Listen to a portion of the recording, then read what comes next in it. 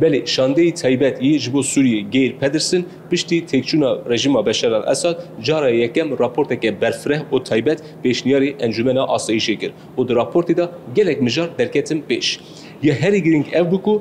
شانده تایبت هشیاری دا انجمن آسایشی دبکو ترکیه اپراسیون خوین لشکری روجاوای کردستان زیده بکه جبرکو اف گوت به داخویانی ترکیه دا او اویدی بینه دبکو روجن پیشیامه ترکیه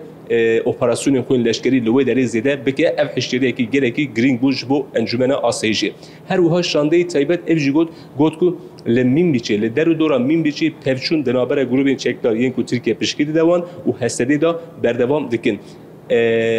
ev got şandeyi taybet ev pevçunana vek xeterin jibo yekiti ya aha Suriye jiberuye ku got ku ez bank ve hemu aliyan dikin ku edi teni riya diyaloge bikar binin devi pevçun verin ravestandın ango reyin operasyonu leşkeri devi verin ravestandın. Dalidin daji ev got şandeyi taybet got ku hafteye bori denabere hesedi o hükümeta demki ya Şamida diyaloge despekiriye angoruya diyaloge despekiriye her çıkastına bera wanda peyman heji ne hatırın çekirin diyaloge despekiriye evji geleki giringe وقت نگو گلک مجار درکتن پیش اف مجارنا درباره روجاوای کردستانی بو دالیدن داشی شانده تایبت اف گوت کل سوری بگومان حوجداری آلیکارین مرواتی هست هر وها دوی حکومت دمکی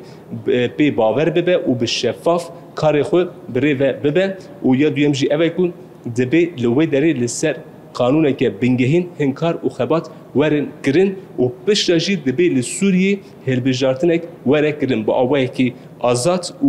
اوله اف داخویانی شانده تایبت بو درباره سوریه راپورت که گلکی گرین بو گاف به گاف شانده تایبت پیواجو آنی زمان لی اف جی گوت کو او هیچ دبینن لگلک جهن کو حکومت دمکی کنترل دکه لوی داری هم پرسکری کنه آنگو نتوین کیمانی و اولین کیمانی دبن خطری دانن هر وها لروجلاتا باکوری سوری آنگ روجاوای کردستانشی پفشون بردوام دکن او حس دکن ریا دیالوگی وره بکارانین لی اویجی گوت کو بگومان نتوین یکوی و هر آلیکاری بکه جبو پیشروجا سوری بحثا وی مسئله کر گوت کو مویدین لسر سوریه آمریکایی بچکی سیس کریه به هیوی وان اوه کو گابن زیدتر ورن آویتن بله